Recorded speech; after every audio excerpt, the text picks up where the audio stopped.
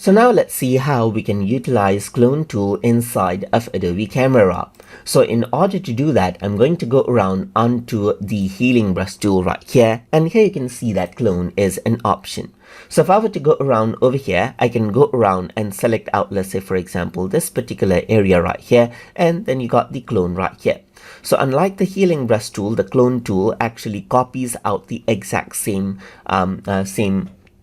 content right here and doesn't change the color. So if you want the colors to remain same, then you can utilize the clone tool right here just like this.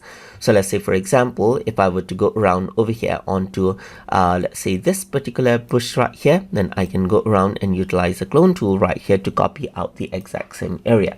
You can change around the feather over here as well so that it blends in, and you can disable the overlay and you can see the overall result right here.